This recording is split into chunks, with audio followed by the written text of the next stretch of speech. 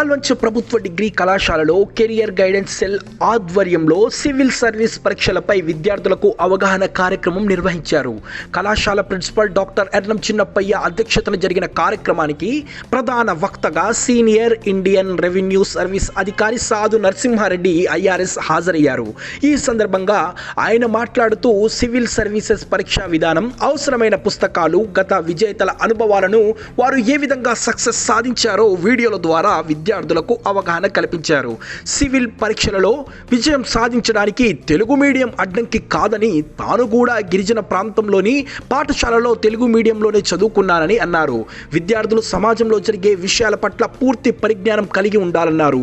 Civil service పరీక్షలలో విజయం సాధించాలంటే విద్యార్థులకు క్రమశిక్షణతో పాటు పట్టుదల, అంకితభావం కలిగి ఉండాలని విద్యార్థులకు ఆయన తెలియజేశారు. ఈ కార్యక్రమంలో తెలంగాణ గెజిటెడ్ ఆఫీసర్ జిల్లా అధ్యక్షులు Sangam Venkata Pullaiah, career guidance cell incharge Surampalli Rambabu, academic coordinator Vijay Kumar, senior అధ్యాపకులు J Abraham, IQAC coordinator Purnachandrarao తదితరులు పాల్గొన్నారు. నమస్తే అండి, నా పేరు సాధు నరసింహారెడ్డి, ఐఆర్ఎస్ ఆఫీసర్. నేను ఆంధ్రప్రదేశ్ రాష్ట్రంలో వైజాగ్లో ప్రస్తుతం పనిచేస్తున్నాను. ఖమ్మం జిల్లా వాస్తవ్యుని. మన జిల్లాలో ఉన్న మారుమూల ప్రాంతాల్లో విద్యార్థులు ఎవరైతే ఉన్నారో వారికి కెరీర్ మీద సరైన అవగాహన లేదు, వాళ్ళకున్న ఆపర్చునిటీ వాళ్ళకి తెలియట్లేదు. వాటిని తెలియజెప్పాలనే ఉద్దేశంతో గత కొంతకాలంగా ప్రభుత్వ కళాశాలని విజిట్ చేసి అక్కడ విద్యార్థులకు కెరీర్ గైడెన్స్ అని ఇవ్వడం జరుగుతూ ఉంది. దానిలో భాగంగానే ఈరోజు ప్రభుత్వ డిగ్రీ కాలేజ్ మన పాల్వంచకు రావడం జరిగింది అధ్యాపకుల కోరిక మేరకు. ఈరోజు జరిగిన సమావేశంలో పిల్లలందరికీ కూడా డిగ్రీ లేదా ఇంటర్ మీద ఎటువంటి ఉద్యోగ అవకాశాలు ఉన్నాయి, సివిల్ సర్వీస్ అంటే ఏంటి, సివిల్ సర్వీస్లో ఎటువంటి కష్టమైన పనితీరు ఉంటుంది, దాన్ని ఏ విధంగా వాళ్ళు సాధించాలి, ఇటువంటి బ్యాక్గ్రౌండ్ నుండి వచ్చి అటువంటి సివిల్ సర్వీస్ సాధించిన వాళ్ళు ఎవరైతే ఉన్నారో వాళ్ళ నుండి ఏం నేర్చుకోవచ్చు మనం అనే విషయాన్ని వాళ్ళకి చెప్పడం జరిగింది. దాంతోపాటు వారికి కొన్ని కాంపిటేటివ్ ఎగ్జామ్స్ సంబంధించిన పుస్తకాలను కూడా వారికి ఇవ్వడం జరిగింది. పిల్లల్లో చాలా నైపుణ్యాలు ఉన్నాయి, తెలివితేటలు ఉన్నాయి, ఎదగాలని ఆశ, కోరిక ఉంది. వాళ్ళు కొద్దిగా ప్రోత్సాహం ఇచ్చి మనం కనుక చేయి ఇచ్చినట్లయితే వాళ్ళు జీవితంలో చాలా మంచి ఉన్నత శిఖరాలకు వెళ్ళడానికి అవకాశం ఉంది. దానిలో భాగంగా మనం ఇక్కడ ఖమ్మం జిల్లాకు సంబంధించి ఒక వాట్సాప్ గ్రూప్ కూడా క్రియేట్ చేసాం. ఆ గ్రూప్ వివరాలను కూడా కాలేజీ అధ్యాపకులకు ఇవ్వడం జరిగింది. దాని ద్వారా పిల్లలకి ఎప్పటికప్పుడు గైడెన్స్ ఇవ్వడం, వాళ్ళు కూడా జీవితంలో స్థిరపడడానికి మనం సహాయం చేయడం అనేది జరుగుతుంది. Thank you. Sadhu Narasimhareddy sir and dear friends and dear students, I'm very much thankful to introduce a special guest today, Sadhu Narasimha sir.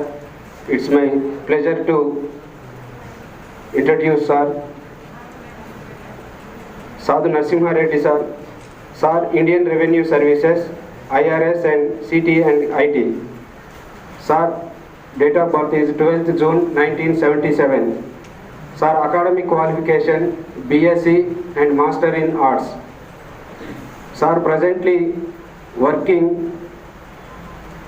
joined recently Ministry of Finance, Delhi. Till recently worked as a Special Secretary, Finance and Special Commissioner, State GST, Andhra Pradesh. Sir maintained a very good blog and informative information is regularly updated in the blog www.itcsa.blogspot.com. Sir previously worked in many organizations.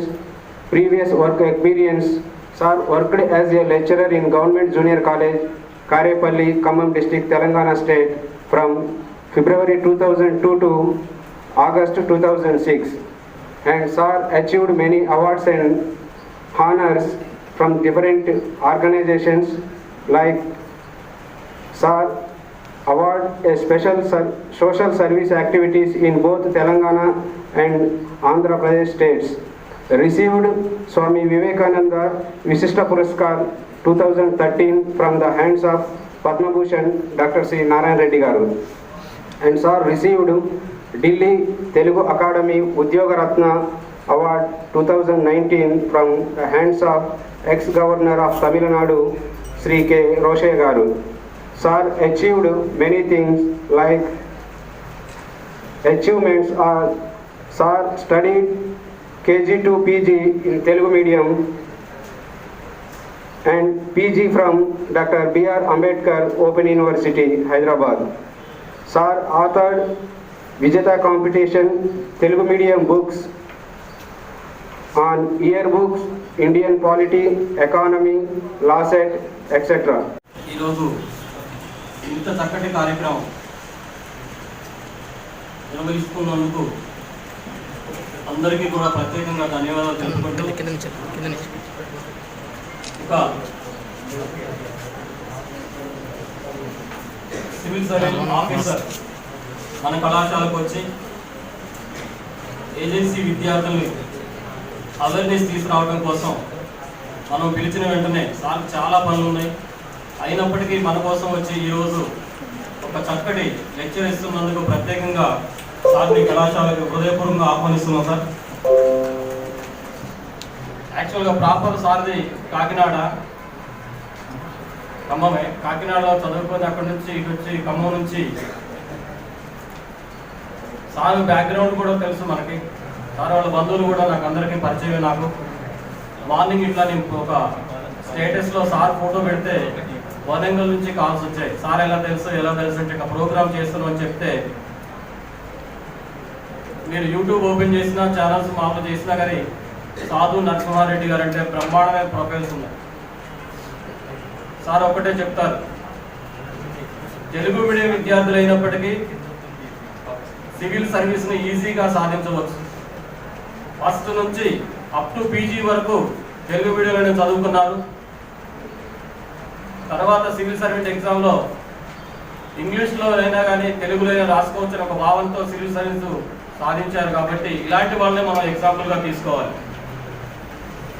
వాళ్ళ నాన్నగారు ప్రతాప్ రెడ్డి గారు మా sir వాళ్ళ friend, వాళ్ళ relative అవుతారు. నేను చెప్తుంటాను, నన్ను ఒక ఫ్రెండ్ చదివించాడు ప్రవీణ్ రెడ్డి అని. అతను వాళ్ళ సార్ ఇట్లా చెప్తే మార్నింగ్ కాల్ చేసి చాలా బిజీగా ఉంటారు కదా, ఎలా సార్ని ఎట్లా ఇన్వైట్ చేసిందని చెప్తే ఒక సింపుల్ ఎగ్జాంపుల్ సార్ చెప్పారు. ప్రోగ్రామ్కి ఒప్పుకున్నారు ఒక దగ్గరికి, ఆ ప్రోగ్రామ్కి వెళ్ళాలి. వెళ్ళే ప్రోగ్రాంలో కూడా ఇంకొక eminent personality civil service 2007 I think all India first ranker ముత్యాల రాజు పేరు వినేమన్నారు, వినకపోయినా అలాంటి వాళ్ళని గుర్తు చేసుకోవాలి మనం. ముత్యాల రాజు గారితో సారు ప్రోగ్రాం పెట్టుకున్నప్పుడు పర్సనల్గా సార్ వాళ్ళ మిస్సెస్ డెలివరీకి హాస్పిటల్లో జాయిన్ చేయించారు. ఈ ప్రోగ్రాం ఇక్కడ ఉంది. డెలివరీ అయ్యి బాగుంది చూసిన తర్వాత మేడం కూడా చూడకుండా ఇమీడియట్గా ప్రోగ్రామ్ రావడం జరిగింది. అది ఈ రోజు కూడా ఇంకా అది కమిట్మెంట్, డెడికేషన్ ఉండాలి. ముత్యాల రాజు గారి నుంచి మీకు కంపల్సరీ తెలవాలి. వాళ్ళు చాలా పూరి గుడిశారు కృష్ణా డిస్టిక్లో. ఇట్లా ఒక దగ్గర ఒకరు చనిపోతే వాళ్ళ నాన్న అమ్మని అడిగి ఎందుకు ఇట్లా అవుతుందంటే హాస్పిటల్స్ లేవు, మనం వేరే ఊరు వెళ్ళడానికి ఇక్కడ ఎలాంటి సదుపాయాలు లేవు, బ్రిడ్జి కడితే కానీ మనకి ఇదవుతుందని చెప్పినప్పుడు దీనికి కావాల్సింది ఏం కావాలని చెప్పేసి సార్ వాళ్ళు రాసినప్పుడు ఐపీఎస్ సెలెక్ట్ అయ్యారు. ఐపీఎస్ సెలెక్ట్ అయ్యి అప్పటి ముఖ్యమంత్రి డాక్టర్ వైఎస్ రాజశేఖర్ గారి దగ్గరికి వెళ్ళి ఇట్లా మా ఊరు పలానా ఊరు లంక గ్రామం, మాకు ఒక బ్రిడ్జి కావాలి శాంక్షన్ చేయండి అని అడిగితే ఇమీడియట్గా 23 కోట్ల రూపాయలతో బ్రిడ్జిని శాంక్షన్ చేయడం జరిగింది. ఆ తర్వాత తనకే మళ్ళీ ఆలోచన వచ్చి నేను ఐపీఎస్ అయితే చిన్న చేయగలను, కానీ ఐఏఎస్ సాధిస్తే ఇతర ఏదైతే ఉందో అన్ని ఊర్లు కూడా మనం హెల్ప్ చేయొచ్చు అని చెప్పినప్పుడు ఇలాంటి ఫ్రెండ్స్ ఐపీఎస్ అనేది సొంత రాష్ట్రంలో వచ్చింది, ఇక్కడ వర్క్ చేసుకోవచ్చు. మళ్ళీ ఐఏఎస్ అనేది వేరే రాష్ట్రాల్లో వస్తే అని చెప్తే మళ్ళీ పెద్దవాళ్ళని అడిగితే ఇదే రాష్ట్రంలో ఐఏఎస్ కావాలంటే ఏం చేయాలంటే ఆల్ ఇండియా ఫస్ట్ ర్యాంక్ వస్తే మాత్రమే ఐఏఎస్ వస్తుందని చెప్పారు. అప్పుడు తను అక్కడ ట్రైనింగ్లో ఉంటూ, ఆ ట్రైనింగ్ అంటే 18 గంటల ట్రైనింగ్ చేపిస్తారు. సింపుల్గా మార్నింగ్ నుంచి 40 కిలోమీటర్స్ పర్ డే రన్నింగ్ చేయాలి. ఆ 18 గంటలు రన్నింగ్ చేసి వచ్చి కూర్చుంటే మన శరీరం మనకే సహకరించదు. ఆ సార్ చెప్పిన వర్డ్స్ వాళ్ళ దగ్గర ఉన్న రూముల్లో ఏరున్న ప్రతి రూమ్లో లేదా బాత్రూంలో కూడా కొన్ని మ్యాథమెటిక్స్ సంబంధించిన ఈక్వేషన్స్ అన్నీ రాసుకొని టైం వేస్ట్ చేయకుండా అతను అనుకున్నది సాధిస్తూ 2007లో ఆల్ ఇండియా ఫస్ట్ ర్యాంక్ సాధించడం జరిగింది. సో అక్కడే ముఖ్యమంత్రి అలాంటి వ్యక్తులతో పరిచయాలు ఏర్పడిన సార్ మన దగ్గరకు రావటం అంటే ఇది కళాశాల అదృష్టంగానే భావిస్తున్నాను. ఒకటే చెప్తారు సారు, గోల్ అనేది లక్ష్యం అనేది పెట్టుకోవాలి, ఆ లక్ష్యం అనేది టాప్ లెవెల్లో ఉండాలి, అంతేగాని కానిస్టేబుల్ కావాలి, టీచర్ కావాలి, చిన్న చిన్న పోస్టులు ఎస్ఐ కావాలి కాదు. సివిల్ సర్వీస్ టార్గెట్ పెట్టుకోవాలి, ఆ సివిల్ సర్వీస్ ఎలా సాధించాలో చేయాలి. ఆ సాధించడానికి ఎగ్జాంపుల్ నేనే సివిల్ సర్వీస్లో తెలుగు మీడియం అయినా కానీ ఏ మీడియం అయినా కానీ మనం అనుకున్నది ఖచ్చితంగా సాధించవచ్చు అనే ఒక ఇదితో చేయడం జరిగింది. కాబట్టి ఈ రోజు ప్రోగ్రామ్ మొత్తం కూడా సాధ్యమే. కాబట్టి ఇప్పటికే లేట్ అవుతుంది, సార్ హైదరాబాద్ వెళ్ళాలి. యాక్చువల్గా ఈ ప్రోగ్రామ్ని కంటిన్యూ చేయవలసిందిగా డైరెక్ట్గా సార్కే ఇస్తున్నాను. So please welcome sir. Sir ఇందాక చాలా పెద్ద ఇంట్రడక్షన్ ఇచ్చారు, సక్సెస్ అని చెప్పేసి, లేదా చాలా అచీవ్మెంట్ చేశారు. ఏ అచీవ్మెంట్ అయినా సక్సెస్ అయినా కానీ ఇప్పుడు మీరు ఏ విధంగా అయితే కూర్చొని ఉన్నారో నేను అదే విధంగా అక్కడ కూర్చొని ఉన్నాను. మేబీ ఒక 20 సంవత్సరాల క్రితం మీలాగానే ఎవరైనా చెప్తారేమో నేర్చుకుందామని చెప్పేసి ఆలోచనలో ఉన్నాను. కనీసం మీ దగ్గర ఒక సివిల్ సర్వెంట్ అనే అతను మీ డిగ్రీలో ఉన్నప్పుడే వచ్చి మీ గురించి మీకు ఎగ్జామ్ ఉంటుంది లేదా ఇలా ఉంటుందని చెప్తుండే. నా పరిస్థితి ఏంటి, 2004 ఎగ్జామ్ రాసిన తర్వాత మెయిన్స్ ఎగ్జామ్ రాసి ఇంటర్వ్యూ సెలెక్ట్ అయ్యాను. ఇంటర్వ్యూ సెలెక్ట్ అయ్యేది తెలుగు మీడియంలో రాసి దేశం మొత్తం మీద కేవలం 325 పోస్టులు ఉంటే 325 పోస్టులు నేను సెలెక్ట్ అయ్యాను ఇంటర్వ్యూకి వెళ్ళడానికి. నెక్స్ట్ స్టేజ్కి జాబ్ అయింది. కానీ ఇంటర్వ్యూకి వెళ్ళే టైంలో కూడా ఎవరైనా ఒక సివిల్ సర్వెంట్ ఎవరో వచ్చి ఏ విధంగా ప్రిపేర్ అయితే బాగుంటుంది, ఒక ఇంటర్వ్యూ అంటే ఏ విధంగా డ్రెస్ వేసుకోవాలి, అక్కడ ఏం మాట్లాడాలి, ఏం మాట్లాడకూడదు, ఏం ప్రిపేర్ కావాలి, ఎవరైనా చెప్తారేమో అని చెప్పేసి ఆశ. అది చెప్పేవాళ్ళు కూడా నాకు దొరకలేదు.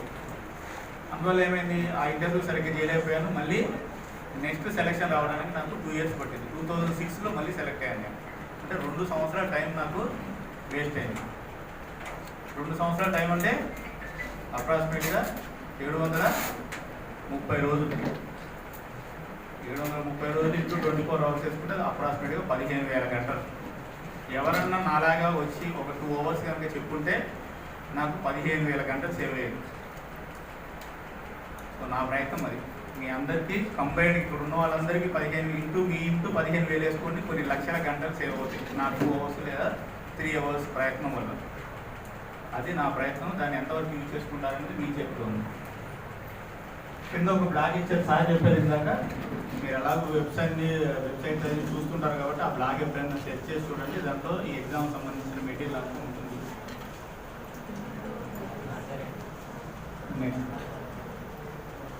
సో ఇదివరకు నుండి సార్ చెప్తా ఉన్నారు సక్సెస్ ఉన్నారు లేదా చాలా సాధించారు అని చెప్పేసి. ఏది సాధించినప్పటికీ కూడా సాధించిన విషయమే కనపడుతుంది, చేసిన ప్రయత్నం ఎప్పుడూ కనపడుతుంది. ఎంత పెద్ద అధికారి ఇందాక మీరు చెప్పారు, అనుదీప్ అని చెప్పారు, ముత్యాలరాజు చెప్పారు. ముత్యాలరాజు గురించి యాక్చువల్గా ఈ పైపీట్లో కూడా కవర్ అవుతుంది. వీళ్ళు ఎవరైనా ఎవరు పడిన కష్టమైనా కానీ సక్సెస్ మాత్రమే మనకు కనపడుతుంది. వాళ్ళు వచ్చిన కారు, వాళ్ళకున్న ఐఏఎస్ డిజిగ్నేషన్, వాళ్ళకున్న కలెక్టర్ పదవి మాత్రమే మనకు కనపడుతుంది. వాళ్ళు చేసిన కష్టం మనకు కనపడదు. ఎందుకు కనపడదు చూడండి. సక్సెస్ ఈజ్ లైక్ అనే ఐస్బర్గ్. ఐస్బర్గ్ అంటే మంచు చేస్తూ ఉంటుంది కదా, వాటర్లో తేలే ఒక మంచు కొండ అంతే. ఓకే, మంచుకున్న ఒక లక్షణం ఏంటంటే, ఆ ఐస్బర్గ్ ఉన్న లక్షణం ఏంటంటే 90% వాటర్లో మునిగిపోయి ఉంటుంది, ఓన్లీ 10% మాత్రమే పైకి కనపడుతుంది. మీరు ఎంత మంచి అయినా ఎంత ఐస్ అయినా ఒక కిలోమీటర్ పెద్ద ఐస్ తీసుకొచ్చి మీరు వాటర్లో వేసినప్పటికీ కూడా 90% కిందికి ఉంటుంది, కేవలం 10% మాత్రమే పైకి ఉంటుంది. సో పై నుండి చూసిన వాళ్ళకి ఆ 10% కనపడుతుంది, చాలా చిన్న విషయంలా కనపడుతుంది. మిగిలింది యాక్చువల్గా 90% కింద ఉంటుంది. టైటానిక్ షిప్ విన్నారా మీరు? టైటానిక్ ఎలా మునిగిపోయింది తెలుసా మీకు? సేమ్ ఇదే. టైటానిక్ తయారు చేసినప్పుడు వాళ్ళు చెప్పింది ఏంటంటే, ఇది అసలు మునిగిపోదు ప్రపంచంలో, దీనికి అసలు రక్షణ వ్యవస్థ కూడా అవసరం లేదు. సాధారణంగా షిప్ ఎప్పుడైతే మనం సముద్రంలోకి వెళ్తుందో అప్పుడు ఏం చేస్తారంటే, ఎంతమంది ప్యాసింజర్స్ ఉండడానికి అవకాశం ఉందో చూసి, ఒకవేళ షిప్కి ఏదైనా ప్రమాదం ఏర్పడితే ఈ ప్యాసింజర్స్ అందరూ కూడా బయటపడడానికి చిన్న చిన్న బోట్లు కానివ్వండి, రాఫ్ట్స్ కానీ ఏదన్నా ఫెసిలిటీస్ ఏర్పాటు చేస్తారు, రక్షణ వ్యవస్థలు ఏర్పాటు చేస్తారు. టైటానిక్ అవి కూడా సరిగ్గా ఏర్పాటు చేయలేదు, ఎందుకంటే ఇది అసలు ప్రపంచంలో మునగదు, ఈ షిప్కి అసలు మునకే లేదు అని చెప్పేసి. దాన్ని మామూలుగా అప్పట్లో ప్రపంచంలో అత్యంత ధనవంతులందరూ టికెట్ కొనుక్కొని దాంట్లో ప్రయాణం చేశారు. ఆ ప్రయాణం చేసేటప్పుడు దారిలో వెళ్తుంటే ఏముంది, ఎవరైతే ఆ టైలర్ ఉన్నాడో తనకేం కనిపించింది అట్లంటే ఒక పెద్ద ఐస్బర్గ్ కనిపించింది, మళ్ళా పైన వరకే కనిపించింది. తనకున్న నాలెడ్జ్ ప్రకారం ఏంటంటే ఇంత చిన్న ఐస్ ముక్కర్ ఏముంది, మన షిప్తో కొట్టేసినా కానీ వెళ్ళిపోతే పెద్ద విషయం కాదు, ఇంత పెద్ద షిప్ కాదు ఏమవుతుందని అనుకున్నారు. బట్ తనకు కనపడింది కేవలం 10%, 90% నీళ్ళలో ఉంది. సో ఆయన ఏం చేశాడు, ఆయన ఎస్టిమేషన్స్ అన్ని కేవలం 10% ఆధారంగా ఎస్టిమేషన్ వేశాడు. కానీ యాక్చువల్గా 90% ఆయనకు తెలియని ఎర్రర్ జరిగింది. దానివల్ల షిప్ మునిగిపోయింది. ఈ రోజుకు కూడా దాన్ని కనుక్కోవడం కష్టమైంది. సో ఎప్పుడైనా అంతే, మనకు కనపడేది కేవలం 10%. మిగిలిన కనపడని ఏమున్నాయో చూడండి. మిగిలిన ఏది వాట్ పీపుల్ డోంట్ సీ. మిగిలిన వాళ్ళందరికీ కనపడని ఏమున్నాయట, సాక్రిఫైస్, స్టేయింగ్ హెల్తీ. చివరి వరకు కనబడుతుందా మీకు? ఇది పీపీటీ క్లియర్గానే ఉందా? లైట్స్ ఇంకా పని చేయమంటారా? సార్ చూడండి, చివరి వరకు కనబడుతుంది. లైట్స్ అవుతున్నాయి. సో ఇక్కడ ఎక్కడైనా కానీ ఈ కింద చూస్తే మీరు ఫోకస్ కావాల్సి ఉంది, డిసప్పాయింట్మెంట్స్ ఉంటాయి, పర్సిస్టెన్స్ కావాలి, గ్రోత్ మైండ్ సెట్ ఉండాలి, డైలీ గోల్స్ ఉండాలి, meeting targets, determination, time management, TRS, sleepless nights, rejections, ఎన్నో కన్నీళ్ళు ఉంటాయి. ప్రతి విజయం వెనక ఎంతో బాధ ఉంటుంది, తపన ఉంటుంది, కన్నీళ్ళు ఉంటాయి, రిజెక్షన్స్ ఉంటాయి, ఓటములు ఉంటాయి. అవన్నీ దాటుకొని ఎవరైతే ముందుకు వస్తారో వాళ్ళు మాత్రమే సక్సెస్ సాధించగలుగుతారు. ఇక్కడ ఉన్న ప్రతి ఒక్కరు, మీలో ఉన్న ప్రతి ఒక్కరు కూడా అవన్నీ దాటుకొని వచ్చిన వాళ్ళే. ప్రతి ఒక్కరు కూడా అది దాటంది మనం ఈ స్థాయికి రాలేము. చిన్నదో పెద్దో కష్టం అనేది మనం దాటుకొని వచ్చాము. కాకపోతే ఏమవుతుందంటే కష్టము ఎంత పెద్దదైతే విజయానికి అంత గుర్తింపు ఉంటుంది. బాహుబలి సినిమా చూసారు, ఎంతమంది చూశారు? బాహుబలి అందరు చూసుంటారు కదా. బాహుబలిలో విలన్ ఎలా ఉంటాడు? ఒక 20 కేజీలు 30 కేజీలు బలంతో చాలా పక్కగా ఎముకలను బయటకు వచ్చేసి అలా ఉంటాడా? హీరో బలంగా ఉంటాడా, విలన్ బలంగా ఉంటాడా? ఆల్మోస్ట్ విలను హీరో అంత బలంగా ఉంటాడు, లేదా హీరో కానీ కాస్త బలం ఎక్కువనే ఉంటాడు. అంతేనే కదా?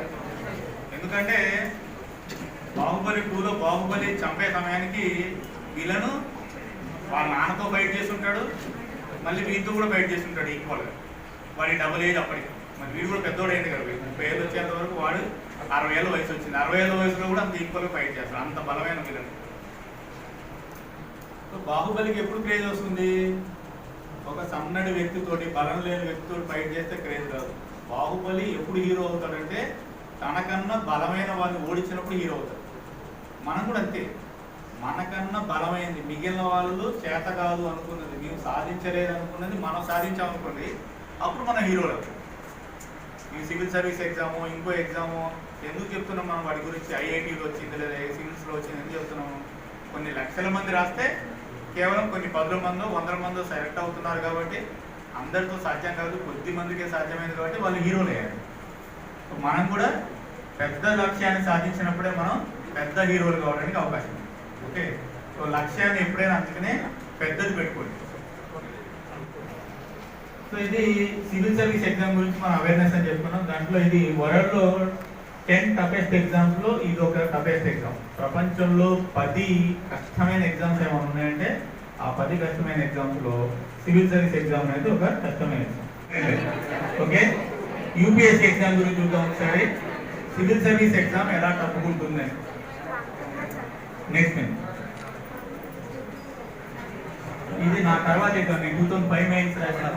ఇది నా తర్వాత ఎగ్జామ్. నా ఎగ్జామ్ 325 395 పోస్ట్ ఉందంటే ఎగ్జామ్ ఎలా ఓవర్ ద ఇయర్స్ ఎలా పెరుగుతుందని చెప్పడం కోసం 2006లో 3,83,000 మంది రాశారు. ఈరోజు 2025 వచ్చేసరికి అప్రాక్సిమేట్గా 10 లక్షల మంది రాస్తున్నారు. 10-11 లక్షల మంది అప్రాక్సిమేట్గా రాస్తున్నారు. ఈ 10 లక్షల మందిలో అప్రాక్సిమేట్గా మెయిన్స్కి ఎంతమంది క్వాలిఫై అవుతారు? 9,000 మంది 10,000 మంది క్వాలిఫై అవుతారు అప్రాక్సిమేట్గా. ఎవ్రీ ఇయర్ సెలెక్షన్ ఈ మధ్య కాలం లాస్ట్ 3 years నుంచి అయితే 700లో 700, 750, 800 లోపల ఉంటున్నాయి అన్నమాట. సో 10 లక్షల మందిలో ఎవరైతే 10 లక్షల మందిలో 712 మెంబర్స్లో లేదా 700లో ఉంటారో వాళ్ళే సివిల్ సర్వీస్ ఎగ్జామ్లో ఉంటారు. సివిల్ సర్వెంట్స్ అంటారు వాళ్ళని. మిగిలిన వాళ్ళందరూ కూడా rejected candidates. Okay, next so ఈసారి మొన్న రిజల్ట్స్ వచ్చినాయండి 24 సెప్టెంబర్ 2021 అంటే ఈ ఇయర్లో జస్ట్ ఒక 2 months బ్యాక్ రిజల్ట్స్ వచ్చినాయి. దాంట్లో మొత్తం 761 మంది సెలెక్ట్ అయ్యారు. వాళ్ళు 545 మంది మెన్, 216 ఉమెన్. టాప్ 25లో 13 మంది మెన్ ఉన్నారు, 12 మంది ఉమెన్ ఉన్నారు. అంటే almost men women equal combinations లో ఉన్నారు. అందరం కూడా నాకు తెలుసు సార్ నర్సరెడ్డి గారు తమకు తెలియదు కానీ మీ అందరూ కూడా మీ స్థాయి నుంచి వచ్చిన వాళ్ళని అది గుర్తుపెట్టుకోండి. కూడా ఇదే స్థాయి నుంచి, ఇదే పేదరికం నుంచి, ఇదే వెనకబడిన వర్గాల నుంచి వచ్చిన వాళ్ళని మేము ఇక్కడికి వచ్చినాం. మీరు కూడా ఇక్కడికి వస్తారు. ఇంకా మాకంటే ఉన్నత స్థాయికి ఎదిగే అవకాశాలు ఉన్నాయి మీకు. ఎందుకంటే మాకు ఈ మోటివేషన్ స్పీకర్స్ లేరు, ఆ రోజు ఈ ఫ్యాన్ లేవు, ఈ బెంచీలు లేవు. ఇంటికాడ కుటుంబ సభ్యులు చదువుకున్న వాళ్ళు కూడా లేరు, స్ఫూర్తిని నింపే గొప్పవాళ్ళు కూడా లేరు. ఊర్లో లేరు. ఈ విధంగా కాలేజీకి వస్తే చెప్పే సార్లే కాకుండా వివిధ రంగాల్లో నిష్ణాతుల్ని, నిపుణుల్ని, గొప్పవారిని ఎప్పటికప్పుడు మీ ప్రిన్సిపాల్ గారు తీసుకొస్తూ మీకు వివిధ చదువే కాదు, సంస్కారమే కాదు, సమాజ సేవే కాదు, అన్ని కోణాల్లో ఇది కెరియర్ గైడెన్స్ ఇలాంటి ఇన్ని ప్రోగ్రామ్స్ మీకు ఎప్పటికప్పుడు అందజేస్తున్నారు. వారికి మీరు ఒక్కసారి మీ ప్రిన్సిపాల్ గారికి. కాబట్టి మాకు అవకాశం వచ్చినప్పుడు మీకు ఎందుకు అవకాశం, మాకు ఈ స్థాయి వచ్చిందనుకోండి, మాకంటే గొప్పవాళ్ళు కావాలి. మీరు ఎక్కువ అవకాశాలు ఉన్నాయి కనుక. ఎందుకంటే మాకు ఏ మోటివేషన్ లేకుండా ఇక్కడికి వచ్చినాం. మీకు మోటివేషన్ ఉంది కాబట్టి మీకు ఇంకా ఉన్నత స్థాయికి ఎదిగే అవకాశాలు ఉన్నాయి. కాబట్టి ప్రతి అవకాశాన్ని సద్వినియోగం చేసుకోండి. అందరూ దేవుడిచ్చింది అందరికి కూడా 24 గంటల సమయమే. ఒకరికి ఎక్కువ, ఒకరికి తక్కువ లేదు. అందరికీ అదే క్లాసులో వింటాం, అందరికీ అదే సార్లు పాఠాలు చెప్తారు. అవునా కాదా?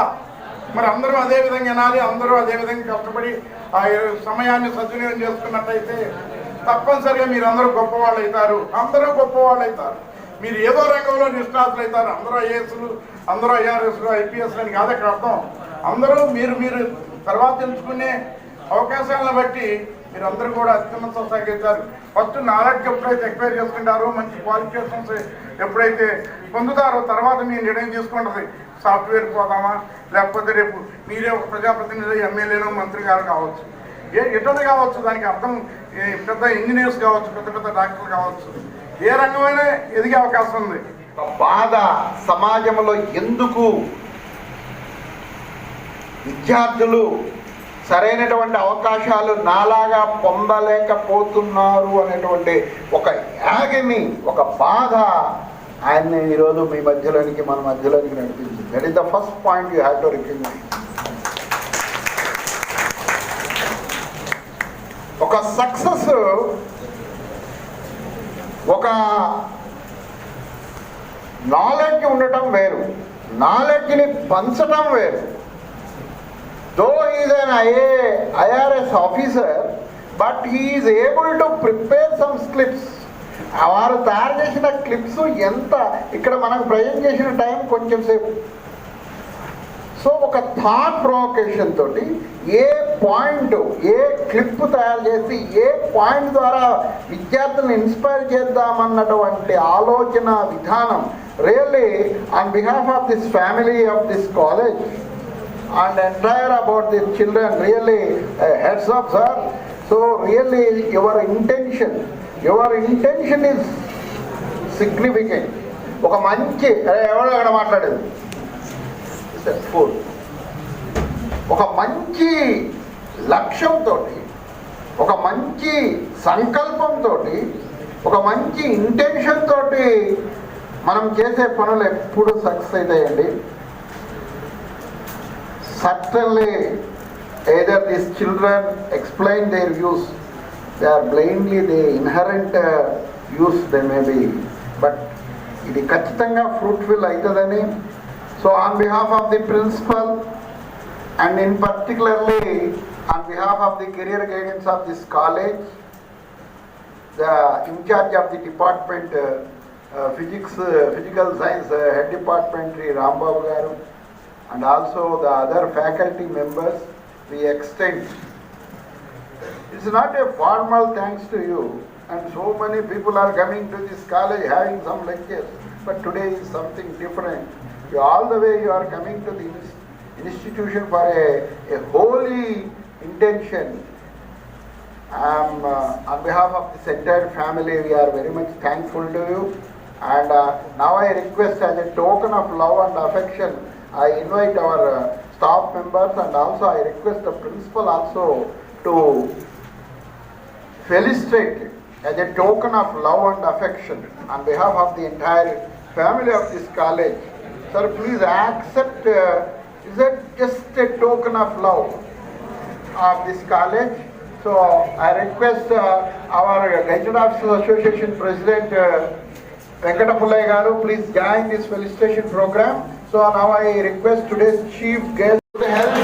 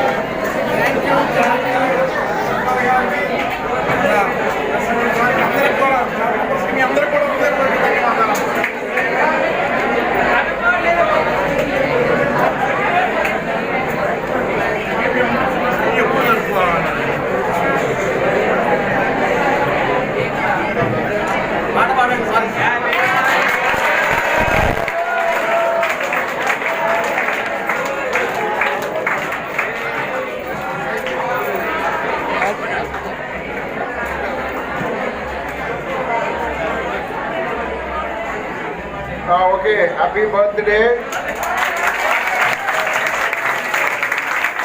Happy birthday, President. On behalf of the PGO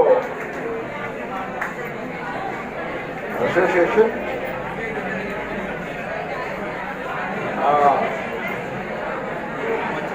So, may God bless you abundantly, and you will flourish all your ఉద్యోగులందరికీ మంచి మంచి పథకాలకు మీరు ఇన్స్పిరేషన్ ఇవ్వాలని కోరుకుంటూ ప్లీజ్ టేక్ యువర్ సీట్.